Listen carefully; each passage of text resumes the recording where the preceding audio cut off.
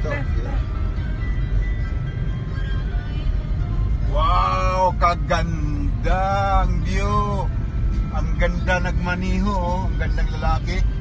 Oh, kita mo naman yung view dyan. Malapit na po kami sa Ronda. Magandang dumaan dito pag tag-init lang, pero pag tag-ulan medyo alanganin dahil baka may mga landslide.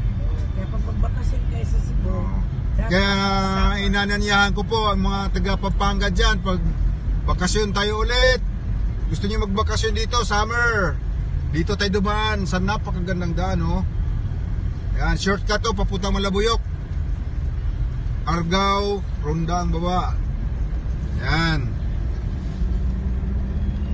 Tapos ang dami pa naming baon, no, hindi, chicharon pala yung kinain namin. May mga puto pa, tsaka empanada, tsaka ano-anong sari-sari pagkain. May litson pa pala, binili namin sa Karkar. Woo! Na yummy, mamaya. Nako! Kawawa si Zik, hindi nakasama. Oh, may pusit pa. Oh, meron pa pala pusit.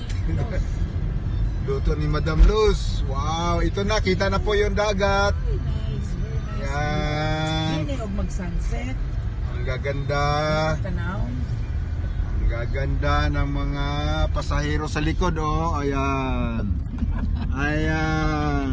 Oh my God. Gaganda, oh. Oh, maganda yun, of course. Oh, ganda dyan. Okay, oh. Ito yung dagat doon, oh. Sunog. Ano yun? Nasunog ito. Crossfire. Grassfire, oh. May grassfire, oh. Oh, napitahor to. Europeanos dito, nabugag. Sumunggay, oh. Dagan munggay. Indot yung probinsya, oh. Wow!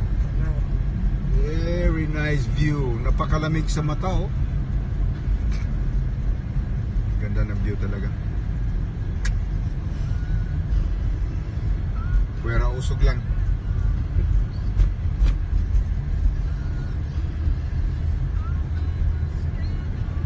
Yan.